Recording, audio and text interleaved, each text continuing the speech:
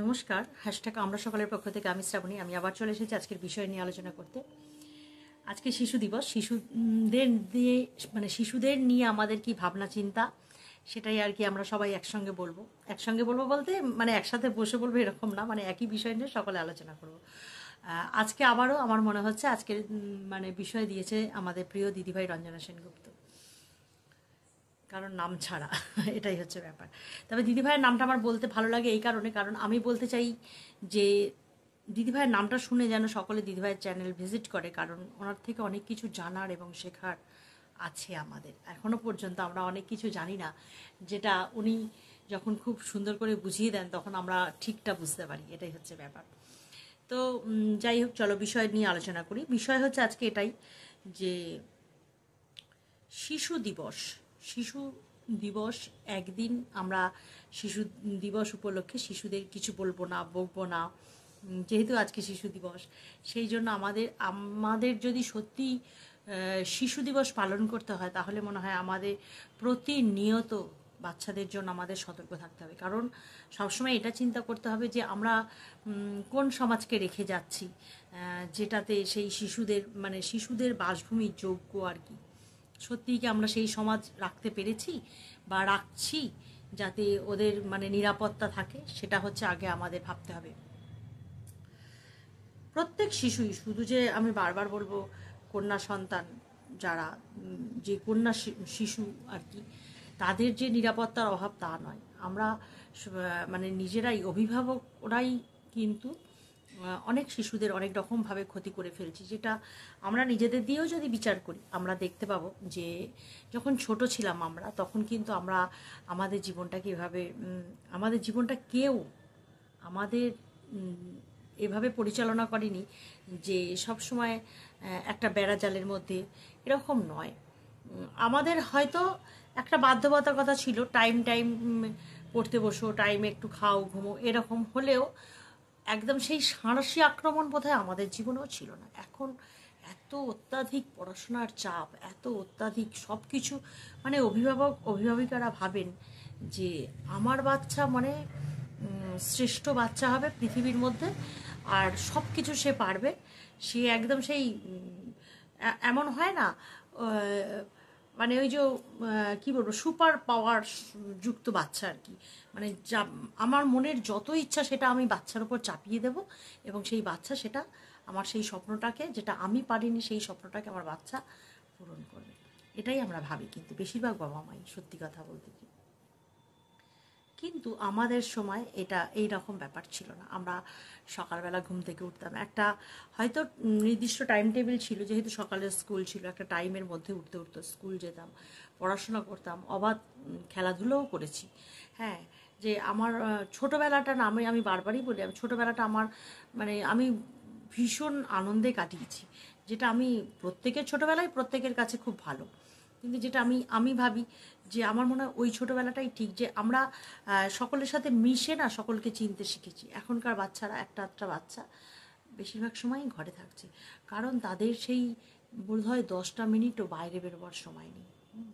এতেতে এরা কি হয়, এরা মানসিকভাবে না অনেক রকমভাবে বিকারগ্রস্ত হয়ে যাচ্ছে। কারণ প্রত্যেক বাচ্চা হয়তো নয়, কারোর নেয়ার ক্ষমতা আছে, আবার কারোর তো নেয়ার ক্ষমতাও নেই।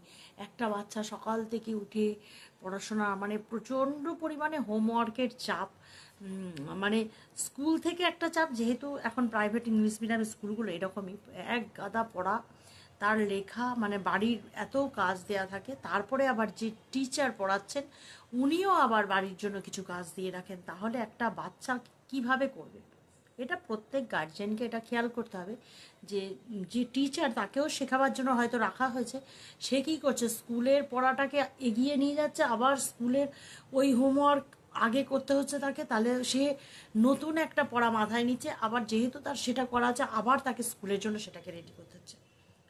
এতভাবে বাচ্চাকে চাপ দেয়। তারপরে শুধু পড়াশোনাতেই শেষ না, কেউ গান শিখছে, কেউ নাচ শিখছে, কেউ আঁকা শিখছে, আবার কেউ তো সব কিছু একসঙ্গে, কে টেবিল টেনিস, কে ক্রিকেট, সাঁতার, কোনো কিছু বাদ নেই। তাহলে এখানে সত্যি কি আমরা যদি অভিভাবকেরা একটু সতর্ক না হই, তাহলে সত্যি কি সেই বাচ্চাটার ওপর আমরা অত্যাচার করছি না? মানে পরোক্ষভাবে হয়তো তার ভালো করতে গিয়ে মন্দটাই বেশি করে ফেলছি। এটা আমরা একবারও ভাবি না যে আমরা যে বাচ্চাটার ভালো চাইছি, যে সে সব কিছুতে এগিয়ে থাকবে, এই ভালো চাইতে গিয়ে হয়তো তার এতটা খারাপ করে ফেলছি যে সে হয়তো মানে সহজভাবে কোনো কিছু ভাবতেই পারছে না। সে মানে ওই ছোট থেকেই সে দৌড়তে শিখছে। মানে জানি একদিকে হয়তো এখন দৌড়ানোর যুগ, মানুষকে সেইভাবে চলতে হবে, কিন্তু তারপরেও একটা কথা, যে আমরা গার্জেনরা যদি একটু ছেড়ে দিই যে ঠিক আছে চলো, ওর যদি নেওয়ার হয় তো ও অবশ্যই নিতে পারবে, ও অবশ্যই একটার সাথে আর একটা বা একটার সাথে দুটো ব্যাপার সামলাতে পারবে। কিন্তু যে বাচ্চাটা হয়তো পারছে না, তার ওপর যখন আমরা ক্রমাগত চাপ দিচ্ছি, সব বাচ্চার সমান ক্ষমতা না।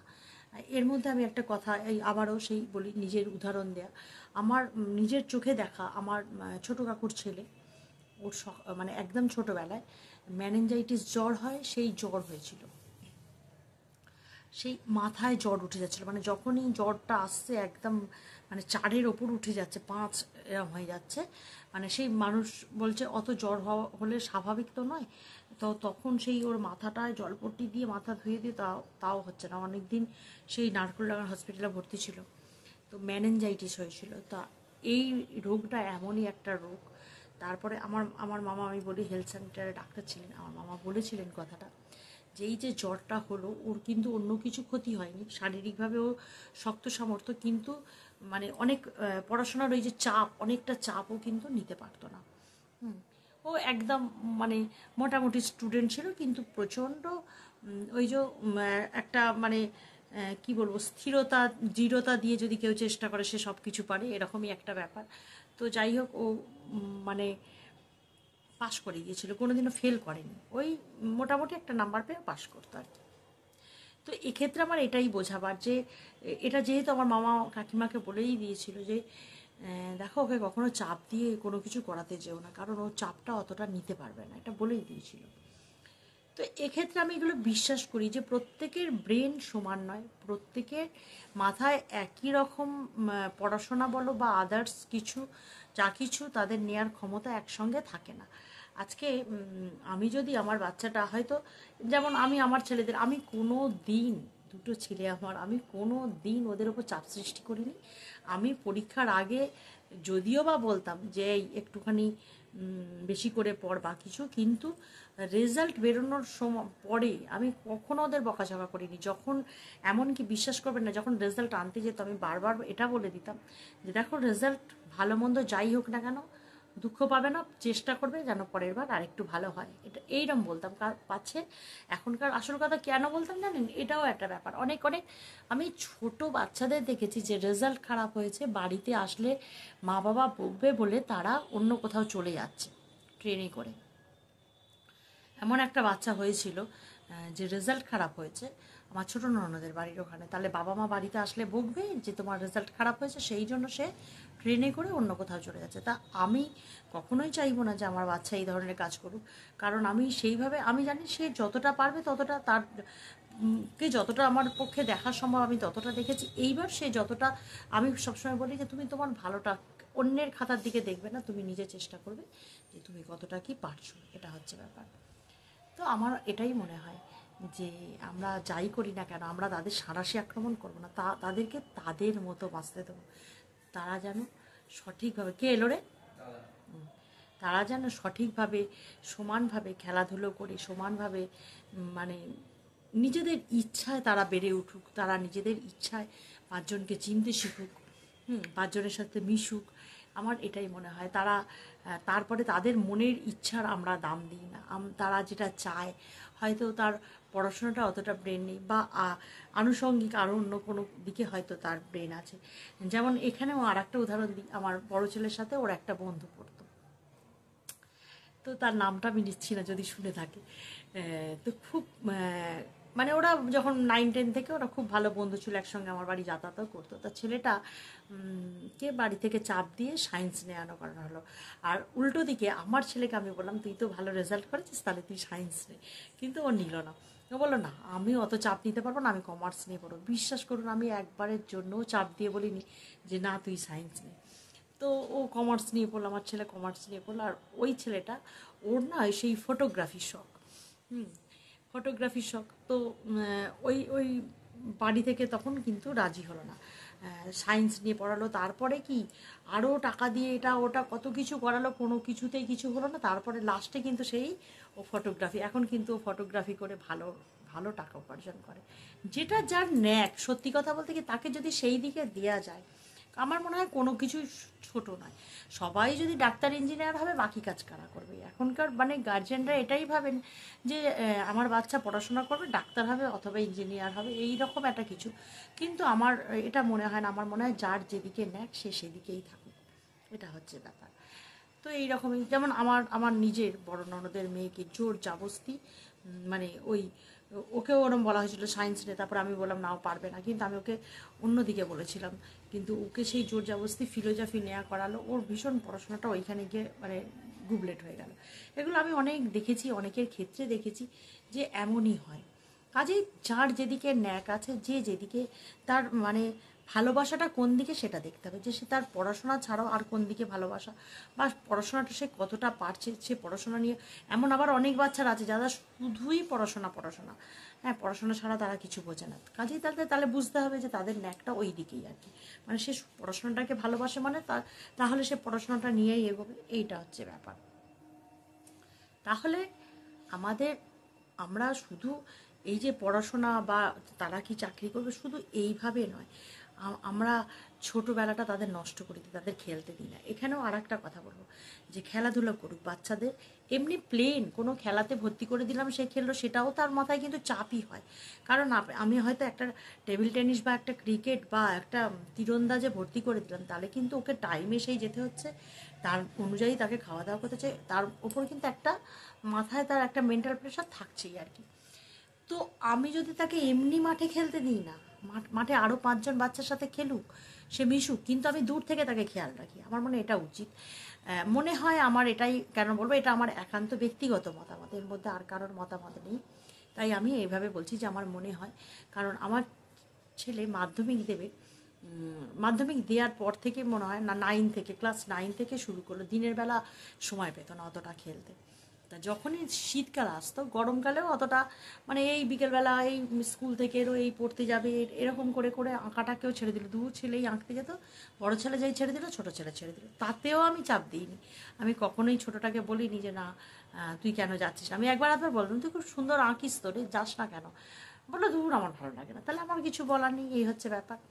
এরপরে কি হলো ব্যাপারটা, এরপরে যে ব্যাপারটা হলো সেটা হচ্ছে যে আমার ছেলে যখন 9-এ পড়ে, তখন ওদের পড়াশোনার মানে পুরো পড়াশোনাটা, এই পড়তে যাওয়া, এই বাড়িতে পড়া, এই সমস্ত কমপ্লিট করে 9:30টার সময় বাবুর কাছেই একটা মাঠ আছে, সেইখানে গিয়ে রাত্রিবেলা, শীতকালে বিশেষ করে, ভলিবল খেলা হচ্ছে, তো খেলতে যেত। তো আমি কখনো বারণ করতাম না, আমি দেখতাম সত্যি তো দিনের বেলা সে খেলতে যেতেই পারছে না, এই স্কুল থেকে আসলো, এই পড়তে চলে গেল, এই আবার এক জায়গায় পড়া থেকে এসে আবার এক জায়গায় পড়তে যেতে হচ্ছে। এইবারে যেহেতু আমি নিজে অনেকটা সময় দিতে পারতাম না, আমার 12 মাসই তো আপনারা জানেন যে আমি বারবারই বলি আমার ঠাকুরের কাজ আছে, তো আমি নিজে ওদের কাছে খুব যে একবারে অনেকটা সময় দিতাম তা নয়। কাজেই আমার কি মনে হতো যে ঠিক আছে চলো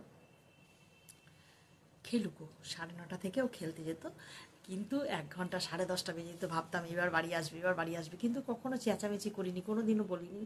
আমি বলতাম যে দেখিস যেন হাতে পায়ে লেগে না যায়, সামনে পরীক্ষা আসবে, পরীক্ষার পর পরীক্ষা দিতে হবে, তাহলে লেগে টেগে গেলে, বা এই রাত্রিবেলা কুয়াশা পড়ছে কিন্তু দেখতাম কি ওইটা ওদের সহ্য হয়ে গেছিলো, মানে শরীরটা নিয়ে নিয়েছিল যে কুয়াশা পড়ুক যাই পড়ুক, ওই যে খেলছে, ওটা মানে ঠান্ডার সময় ওরা এমনি পাতলা ফুলাতা গেঞ্জি পরে খেলতো শীতকালেতে। তো 10:30 যখন বেজে যেত, 11:45, তখনও দেখছি মাঠে আমার এইখানে এই যে ঘর থেকে আমি শুনতে পাচ্ছি মাঠে তখনও হই হচ্ছে, তখন ডাকতামও না, কিছু করতাম না, আস্তে আস্তে মানে সালোয়ার পরে হোক যাই হোক, ওড়না টোড়না গায়ে দিয়ে মাথায় যেতাম, গিয়ে চুপচাপ দাঁড়িয়ে থাকতাম। যেই দেখতো যে আমরা কয়েকজনই, আমরা মানে আমার পাশের বাড়ির যা মেয়ে, তবু খেলতে দিত। কিন্তু কি ভালো, মানে আজকে কিন্তু সে চাকরি করছে, তাদের কিন্তু কোনো ক্ষতি হয়নি। তো আমরা এরম 2-1 জন গিয়ে যেই পেছনে গিয়ে দাঁড়াতাম, তখন ভাবতো যে হ্যাঁ এবার মারা এসছে, মানে অনেকটা রাত্রি হয়ে গেছে। তার আগে পর্যন্ত কিন্তু তাদের কোনো খেয়াল থাকতো না যে না আমরা খেলছি এতটা রাত্রি হয়ে, কী রে বাড়ি টাড়ি যাবি না নাকি, খাবারটা বোধ হয় এবারে মাঠেই নিয়ে আসতে হবে। তখন না না চলো চলো চলো বলে তখন খেলা শেষ হতো, চলে আসতো। এটাই হচ্ছে ব্যাপার। তো ওই যে ওরা আনন্দটা উপভোগ করতো, ওই আনন্দটারও তো দরকার আছে প্রত্যেক বাচ্চার ক্ষেত্রে। আমি এটা মনে করি প্রত্যেক বাচ্চার জীবনে যেন একটু আনন্দ থাকে, একটু যেন খুশি থাকে, একটু যেন তারা নিজেদের মতন মানে খোলা হাওয়ায় বাঁচতে পারে। এইটা আমাদের অবশ্য দেখা করতো। তো চললাম আজকে এই পর্যন্ত। সকালে ভালো থেকো।